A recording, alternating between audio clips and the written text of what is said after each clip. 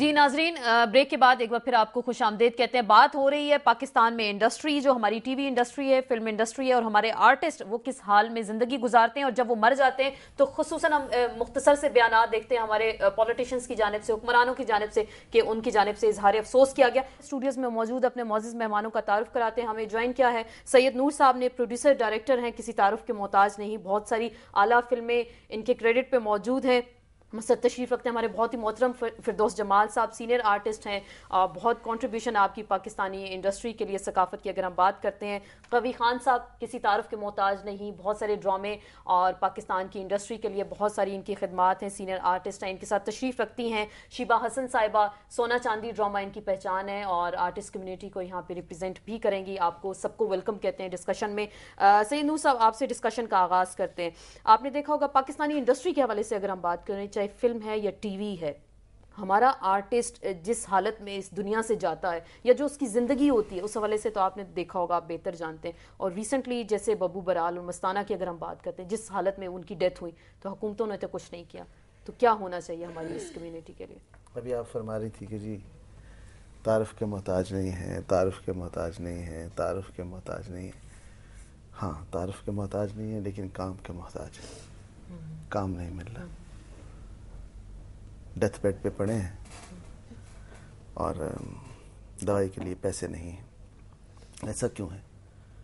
ایسا اسی لیے ہے کہ گورنمنٹ نے کبھی بھی ایسے ماحول پیدا نہیں کیا کہ یہ آرٹسٹ اپنے کام کا پراپر جو معاوضہ ہے وہ حاصل کر سکیں، اپنے لیے کچھ بچا سکیں، اپنی کوئی فائنینشیل پوزیشن کو مستحکم کر سکیں. تو یہ ماحول کی بات ہوتی ہے. ہمارے ہاں آج تک آرٹ کے حوالے سے ماحول کریٹ ہی نہیں کیا گیا. نہ ٹیلی ویژن کے حوالے سے لے لیں، وہاں بھی کمرشلزم ہے. ہندوستان کی ضرورت ہے تو ہندوستان کو چلا دیا، مار دیا پاکستان کو، پاکستان کے آرٹسٹوں کو، پاکستان کے فنکاروں کو لا کے کچھ پیسے دے کے پاکستان کے ہندوستان کی فلم لے آئے، لا کے سینما میں لگا دیا. ان کو یہ قطعاً پرواہ نہیں ہے کہ اس ایک فلم لگانے سے کتنے گھر بھوکے ہو گئے ہیں، کتنے گھر میں افلاس جو ہے وہ دھرنا مار کے بیٹھ گئی ہے. تو جب تک دل میں درد پیدا نہیں ہوگا ہمارے اوپر بیٹھے ہوئے قانون بنانے والے، حکومتیں چلانے والے ان لوگوں کے دل میں، اور یہ سوچ پیدا نہیں ہوگی کہ آرٹ جو ہے یہ سب سے بڑی طاقت ہے کسی بھی ملک کی، کسی بھی قوم کی. اگر جہاں آرٹ نہیں ہے وہاں کوئی پہچان نہیں ہے. اور بڑی اہم آپ نے بات کی، آپ کہہ رہے ہیں جہاں آرٹ نہیں ہے وہاں پہچان نہیں، اور اس کسی بھی ملک کی ترقی کے لیے آپ کہہ رہے ہیں کہ بہت بڑی طاقت ہوتی ہے. لیکن فردوس جمال صاحب، آپ سے میں جاننا چاہوں گی، جو ہمارے ملک میں اس طرح کے حالات ہیں، دہشت گردی کی کاروائیاں آئے روز ہوتی ہیں، لگتا کچھ ایسے ہی ہے کہ اگر ہیلدی ایکٹیویٹیز نہیں ہوں گی تو لوگ اس طرح کی سرگرمیوں میں ملوث رہیں گے. لیکن جب آرٹسٹ طبقے کی ہم بات کرتے ہیں اور ان کے جب مسائل سامنے آتے ہیں تو اس پہ بھی رونا آ جاتا ہے. جیسے میں ببو برال اور مستانہ کی بار بار بات کر رہی ہوں، ان کا بار بار ذکر کر رہی ہوں، اور جس طریقے سے ان کی بات ہوئی، تو کیا آپ سمجھتے نہیں ہیں کہ سب کے لیے ایک لمحہ فکریہ ہے، اس معاشرے کے لیے بھی؟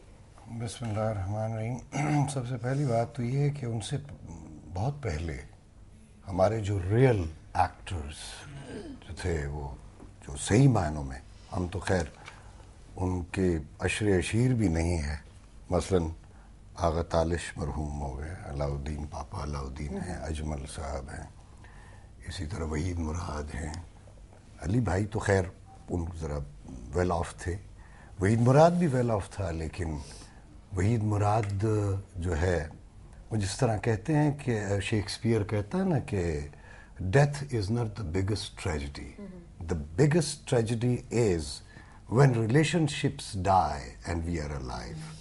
جب ہم انسانوں سے اپنا تعلق اور رشتے ختم کر دیتے ہیں، جب بڑے لوگ جو آپ کے لیے اتنا کچھ کرتے ہیں، جب وہ گمنامی کی زندگی میں چلے جاتے ہیں تو وہ خود بخود مر جاتے ہیں. ایک کام کرنے والا، ایک ٹیلنٹڈ بندہ، جب آپ اسے کارنر کر دیتے ہو تو وہ خود بخود مر جاتا ہے. دوسری بات یہ ہے کہ جتنے بھی انٹلیکچوئلز ہیں، فلاسفرز ہیں، وہ کسی بھی قوم کا دماغ ہوتے ہیں، اور فنکار جتنے بھی ہوتے ہیں وہ معاشرے کا آئینہ ہوتے ہیں. اس دماغ کا آئینہ ہوتا ہے، اس دماغی دیکھو نا. مثلا آپ فلاسفرز، انٹلیکچوئلز جو ہے، جو آپ کی ایک سوشل پولیٹیکل اور آپ کی معاشرتی جو اساس ہے، بنیادیں وہ تعمیر کرتے ہیں. پھر فنکار جو ہے اس کو السٹریٹ کرتا ہے, ایلیبوریٹ کرتا ہے. اور آئینہ وہ ہوتا ہے جس میں معاشرے اور قومیں اپنا چہرہ دیکھتی ہیں. تو وہ آئینہ صاف ہوگا تو اس میں چہرہ نظر آئے گا, ادروائز تو پھر ادروائز سب کچھ دھندلا. تو آپ تو اپنے آئینے, اپنے شیشے خود دھندلا دیتے ہو, ان پر گرد ڈال دیتے ہو, تو تمہیں اپنا چہرہ کہاں نظر آئے. لیکن جب یہ چہرہ نظر آئے گا, میں قوی صاحب آپ سے جاننے کی کوشش کروں گی, آپ کی بہت بڑی کنٹریبیوشن ہے پاکستانی اگر انڈسٹری کے حوالے سے, اگر ثقافت کے حوالے سے اگر ہم بات کرتے ہیں تو معاشرے میں فنکار کو ایک مقام ملتا ہے. جیسے پروگرام سے پہلے ہم کہہ رہے تھے کہ ایک خلا پیدا ہو گیا, آپ نے خود ہی کہا کہ جی خلا پیدا ہو گیا. ایسا ملتا ہے جیسے پچھلے مہینے اور اس مہینے میں ہمارے خیام بھی گئے, لیاقت سولجر, ببو, مستانہ, معین, یہ سب لوگ چلے. اور جہاں تک مقام کی بات ہے, وہ دیکھیے کہ آپ ہمیں تو ایک دوسرے کا پتہ ہی نہیں کہ میں آپ کو دیکھ کے کہتا ہوں یہ کون ہے اور آپ ہمیں دیکھ کے کہتے ہیں یہ کون ہے. حکومت جب آرٹسٹوں کی طرف دیکھتی ہے تو وہ یہ سوچتی ہے یہ کون لوگ ہیں, اور آرٹسٹ دیکھتے ہیں کہ یہ کون لوگ ہیں, یہ جو سینسر کرنے والے یہ کون ہیں, اور جو پرفارم کر رہے ہیں یہ کون ہیں, اور یہ جو ہال میں بیٹھے ہیں یہ کون ہیں. ہمیں ایک دوسرے کی شناخت ہمیں ہے ہی نہیں. ہم ہمیشہ ہر حکومت کو بلیم کرتے ہیں, ہر حکومت کو کرنا بھی یہی چاہیے بھئی, اور کسے کریں گے. لیکن آج تک میری اپنی زندگی, میرے اپنے کیریئر میں یہ جو جتنا بھی ہے فلم کا, یہ سارا فلم میں نے 12-13 فلمیں بنائی, نور کو پتہ ہے 250-300 فلموں میں کام کیا, سارا کچھ. لیکن آپ شناخت کا اندازہ یہ لگا لیجئے کہ ابھی مجھے بڑی ہنسی آ رہی ہے جب آپ کہہ رہی ہیں کہ شناخت اور پہچان اور حکومت, کہ یہ پہلا پروگرام ہے جس میں مجھ سے کوئی فلم وغیرہ کی بات بھی کی جا رہی ہے. تو میں سوچ رہا ہوں کہ شاید اب میں فلم میں داخل ہو رہا ہوں تو مجھے تو کچھ پتہ ہی نہیں. اس لیے ہمارے وہاں فنکار کا فلم میں یا ٹیلی ویژن پہ, یا آپ دیکھیں نا, جب ہم بات کرتے ہیں ہر فنکار کی بات کرتے ہیں کہ یہ بڑی بری حالت میں گیا, وہ بڑی بری حالت میں گیا. یہ ہمارے سب جو پرانے جن کے نام لیے انہوں نے, ہمارے اساتذہ ہیں جو اب گئے ہیں, یہ ہمارے جونیئرز ہیں, کچھ ہمارے ساتھی ہیں, لائنیں لگی ہوئی ہیں, آ رہے ہیں جا رہے ہیں.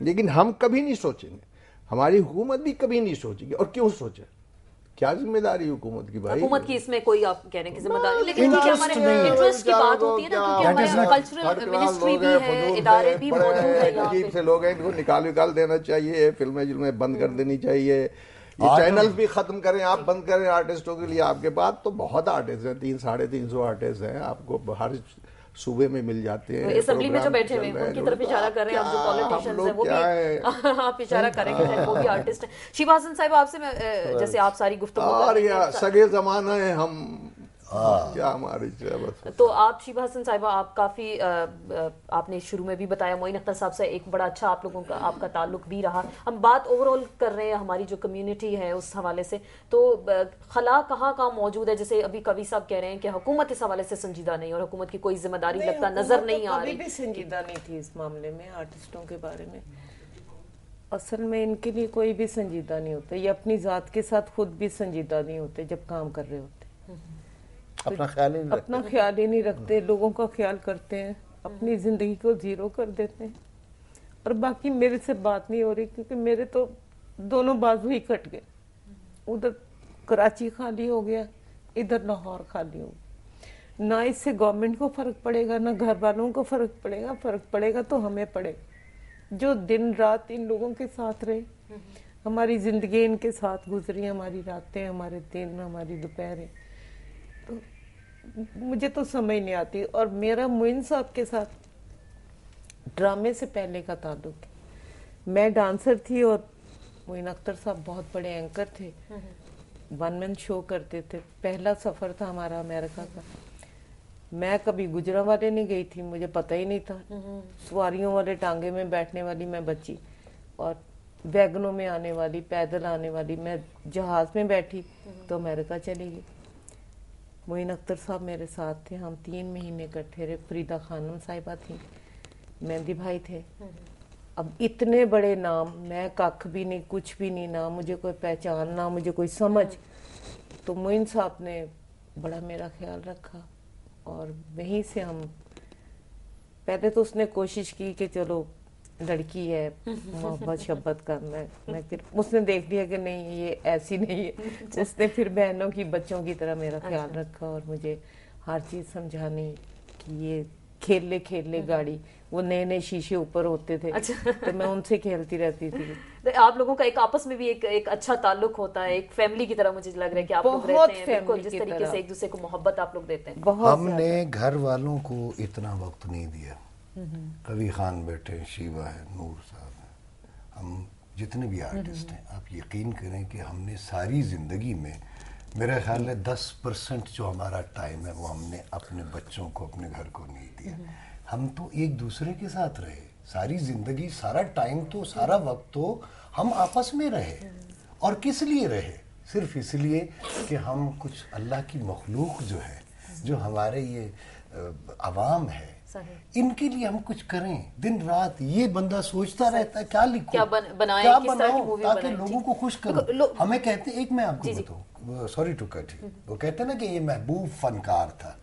फनकार कभी महबूब नहीं होता, फनकार मुहिब होता है, महबूब उसके देखने वाले होते हैं, उसके यार जो होते हैं ना, जैसे बाबुल शाह कहते हैं, कंजरी बाण मेरी जात न घट दी, मैं नच के यार मनाड़ा, नहीं घुंघरू बांध लेता है फनकार तो, जैसे मुइन औरत बन जाता बिल्कुल था। लोगों के दिलों को जीतने के लिए, जीतने बिल्कुल के अपने लिए। शायकीन के मदाहों के दिलों को जीतने के लिए बहुत हमारे कुछ करते हैं। महबूब तो हमारे देखने वाले हमारे अवाम होते हैं, हम मुहिब हैं, हम मोहब्बत करने वाले हैं। लेकिन जब तक अवाम इन आर्टिस्ट जो भी होते हैं, आर्टिस्ट होते हैं, उनको अवाम जब तक मोहब्बत और अकीदत देती है तब तक वो हमेशा जिंदा देखिए, रहते हैं और लोगों के दिलों में हम तो भी किसी से जिंदा रहते कुछ हैं। चाहते नहीं। आप देखिए, मुझे 38, 35, 40 साल हो गए एक बात कहते हुए, और अब फिर कह रहा हूँ, और इसी वक्त अगर उस पर अमल हो जाए तो आइंदा बड़ा कुछ संवर सकता है। मतलब हमारे जितने भी पाकिस्तान के चैनल हैं, इंक्लूडिंग जो गवर्नमेंट का चैनल है PTV, अगर जितने भी फनकार वहाँ काम करते हैं जिसका ताल्लुक किसी भी शोबे से है, उस चैनल पे काम करते हैं, उसका 1% या 2% अगर चैनल ही